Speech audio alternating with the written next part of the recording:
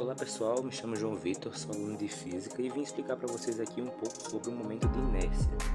Para começarmos, o momento de inércia é uma ideia física que estima a dificuldade de alterar o estado de movimento de um corpo em rotação, ou seja, vai ser muito mais difícil de alterar sua velocidade angular, quanto maior o momento de inércia de um corpo.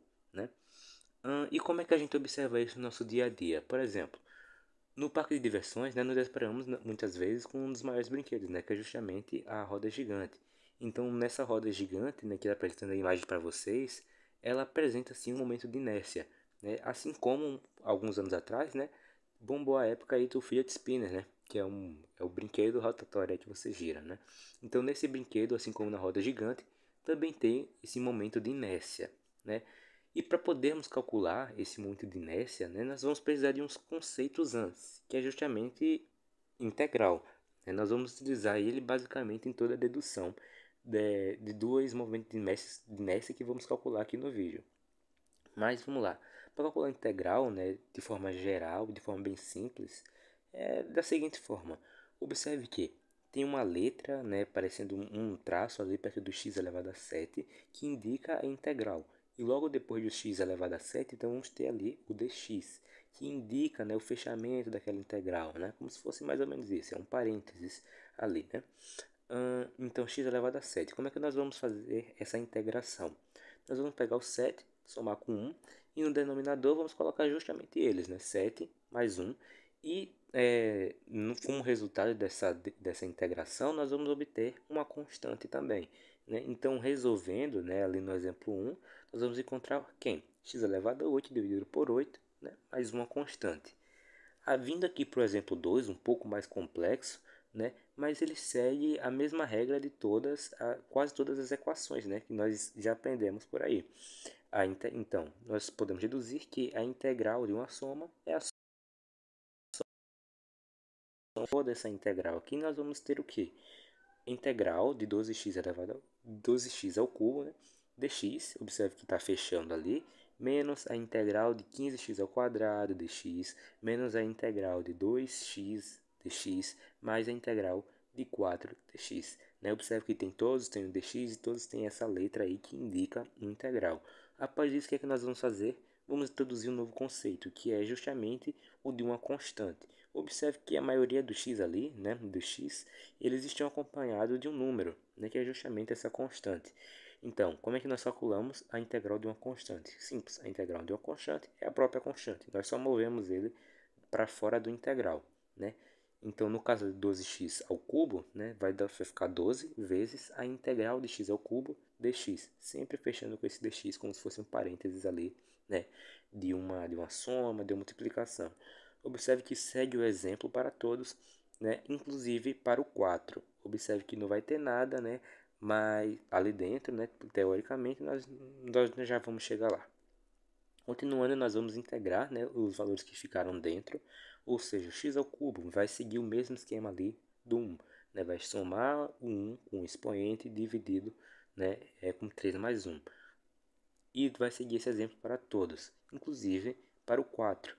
Observe que vai ficar 4x mais uma constante. Por quê? Porque a integral ela sempre vai gerar, na maioria das vezes, vai gerar uma constante. Então, nós resolvemos essa equação básica aqui, somamos o expoente, dividimos, podemos simplificar também, e vamos a chegar ali naquela equação no final da 2. Então, vamos agora para o que interessa. Vamos calcular dois momentos de inércia, o momento de inércia de uma barra de comprimento L e de um disco que está girando em seu próprio eixo. Como é que a gente inicia isso daí? Bom,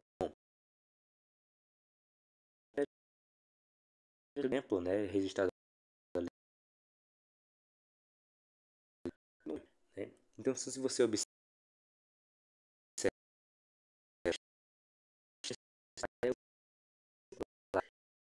a esquerda, até a da distância da direita, né, e do eixo para a esquerda também. E como nós pegamos justamente a metade, né, nós tínhamos que a distância entre um ponto e outro vai ser justamente a metade. Ou seja, se ele mede um comprimento L, a distância do eixo até a outra ponta vai ser justamente o L sobre 2. Agora o que a gente vai fazer? Né? Imagine que isso aqui é realmente um eixo. Tá? Para o lado direito nós vamos encontrar os números positivos, né? E para o lado esquerdo nós vamos encontrar os números negativos. Então observe, né, que ao longo da integral nós vamos utilizar bastante esse conceito, vai ser bastante útil. E para calcular também esse momento de inércia, o que a gente vai fazer? Vai dividir esse comprimento L, né, essa massa, né, que tem comprimento L, em vários fragmentos, que vamos chamar de dm. Dm é como se fosse um infinitésimo ali da massa, é um pedaço bem pequeno. Obviamente que quando somarmos todas essas massas, né, ela vai ter que dar m, né, justamente porque é a soma de todos esses fragmentos que nós dividimos anteriormente. Então, lá no 2, lá em cima, no canto superior direito, nós vamos ter que o dx, que é o infinitésimo ali do tamanho total desse comprimento, né, está para L, assim como o dm está para M. E para nós calcularmos esse momento de inércia, vamos ter que achar primeiro dm.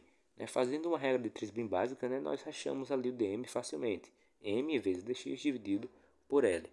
Então, o que a gente vai fazer agora? Vai integrar e vai colocar na fórmula, né?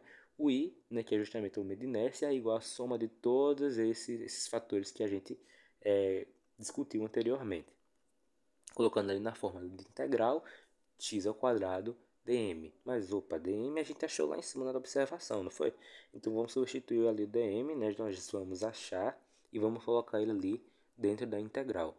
Como discutido anteriormente também, nós vamos ter alguns valores que são constantes, que não vão mudar. Justamente são o m e o l. Né? Ao longo do experimento, eles vão se manter imutável. Né? Então, nós podemos colocar ele para fora, né? Já colocando, integrando a integral de uma constante e a própria constante. Então, vamos colocar ele para fora. Né? Vai sobrar quem? X ao quadrado dx. Né? O x ao quadrado a gente já pode integrar também. Observe que é do mesmo esquema dos jeitos anteriores, né? Soma 1, divide, né? Então, a gente fazendo isso, a gente já consegue também, né? Já consegue integrar o x ao quadrado. E sobra ali o dx. Então, observe que o dx, ele parte do centro de massa até o L2 positivo e para o L2 negativo, né? Justamente os conceitos que eu falei anteriormente, né? Então, o que a gente vai fazer? Vai substituir ali o x, né, pelo L2, né, e pelo menos L2. Após fazer essa substituição, o que a gente vai achar? Vai achar justamente, né, o L ao cubo dividido por 8, né, menos, como adotamos ali como referencial o menos L sobre 2, né, dentro do parênteses também tem que ficar menos L ao cubo dividido por 8. Né? Como é que a gente faz essa conta? A gente multiplica, né, e faz ali, supondo que a gente substitui, a gente consegue achar o L ao cubo dividido por 8. É uma conta bem simples. O que a gente vai fazer agora? Vai subtrair, né, esses dois valores, o L ao cubo com o menos L ao cubo, né, dividido por 8. Né? Quando a gente subtrai, uma conta simples, também fácil, né, nós conseguimos achar o 2L ao cubo dividido por 8. Né? O que a gente faz agora? É só multiplicar. Quando a gente multiplica um termo pelo outro, né, surge o ml ao quadrado dividido por 12. Note que o L que está ali no denominador de m, ele corta com L ao cubo, né, que está ali do lado do 2, sobrando apenas o L ao quadrado. O 8 que estava ali, quando multiplica pelo 3, ele vai dar 24. Por que ele está 12? Porque em cima a gente tem um 2. Quando a gente divide por 2, a gente consegue achar esse 12 e o 2 some, né? Então é assim que se calcula, né, o momento de inércia de uma barra de comprimento L. Observe que o centro de massa, nesse exemplo, ele está ali, centralizado. Por isso que deu esse valor. Caso ele tivesse em algum outro ponto dessa haste, o momento de inércia ele ia se alterar. Pode ser para mais ou para menos, né, mas ele iria dar diferente. Agora vamos para o momento de inércia de um disco girando em torno do seu próprio eixo. Né? Para ficar mais figurativo, eu coloquei uma imagem para vocês conseguirem entender o que está acontecendo. Vamos resolver do mesmo jeito que a gente resolveu da arte. Né? Nós, primeiramente vamos dividir, né, esse disco em várias fatias, né, em vários pequenos pedaços. Né? em vários infinitesimos, que podem ser representados ali por esse retângulo, que vocês podem ver tanto na figura abaixo da 1, quanto na 2 ali na direita, né? E esse retângulo, né, essa figura, ela vai ter um tamanho R de alfa, R de teta, é o R vezes o D ângulo, né? O ângulo justamente que ele está localizado, dividido, né? Dividido não, né? Sobre ali na base, né? Que vocês estão vendo, vezes o DR, né? Como é que a gente calcula isso daqui? Bom, isso aqui é um retângulo. E a área do retângulo é igual a base vezes a altura. Quando a gente multiplica, a gente consegue achar, né, a área desse retângulo. É de forma bem simples.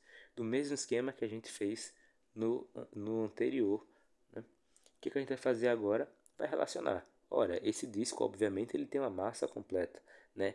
Uma massa que está relacionada justamente com a área. E qual é a área de um círculo, né? de um disco? Πr ao quadrado vezes L. E essa parte infinitésima, esse segmento que nós retiramos, nós já calculamos a área, né? Está aqui na figura 2. Então, substituindo ali por regra de 3, nós podemos achar o dm. E agora que entra a parte de integral, assim como foi no exemplo passado. Então, I é igual a integral de r ao quadrado vezes o dm. O dm nós já achamos, né, e substituindo vamos achar essa segunda equação, né? E também, como foi no primeiro exemplo, nós vamos tirar ali as constantes, já que a integral de uma constante é a própria constante. Tirando ali o m, já que a massa ele vai se permanecer imutável, né? Dividido por π, que é um valor constante, vezes o r ao quadrado, né? Que é o raio. Importante frisar isso. Vai sobrar quem? Vai sobrar o r ao cubo vezes dr, né? Vezes a integral ali do ângulo, né? Observe que o r ao cubo nós podemos integrar, né? Assim como o alfa, como o ângulo também, né? Como o θ também. Então, observe que nós vamos fazer do mesmo esquema, né? R elevado a 3 mais 1 dividido por 3 mais 1 vai chegar ali no r ao quarto dividido por 4, vezes a integral desse ângulo. Mas dentro não tem nenhum valor, né, que possamos ver. O que a gente vai fazer? Observe que no ângulo, né, ele vai de 0 até 2π. Quem é π? 2π, no caso, né? 2π é justamente 360, né, que é a volta que o círculo dá. Não é isso? Então, se ele vai de um ponto até outro, nós temos uma subtração, né? Que quando ele vai de 2π menos 0, obviamente isso aí vai dar 2π. Nós podemos fazer, né, e fazemos isso também ali no exemplo do R, né? Que ele vai de um ponto 0 até o R, né? E achamos esse daí. Obviamente, R menos 0 vai dar R, né? Podemos chegar aqui nessa conclusão, né? R à quarta dividido por 4 vezes 2π vezes m dividido por πr ao quadrado. E agora é jogo fácil, né? Multiplicação e divisão. Você pega aqui m vezes r ao quarta vezes 2π. O π, como você já pode ver, já pode simplificar com o que está ali embaixo do m. Então a gente corta, né? O r à quarta ele também pode simplificar com r ao quadrado, né? Corta também vai ficar mr ao quadrado. E o 2 ali, para a gente deixar bonito, a gente já pode cortar com 4 também, né? Então quando a gente simplifica isso aí por 2, tiramos o 2, né? E já tiramos o 4 também, ficando mr ao quadrado dividido por 2. Calculando assim o momento inércia de um disco girando em torno do seu próprio eixo, né? Como observado aqui na figura. Bom, é bom frisar que também o centro de massa ele interfere totalmente no momento inércia de um corpo, né? Então, adotando outro centro de massa, nós vamos achar outros valores. Mas para esses exemplos aqui que calculamos, né, o centro de massas é esse aí que nós achamos. É isso, pessoal. Obrigado pela atenção. Até a próxima.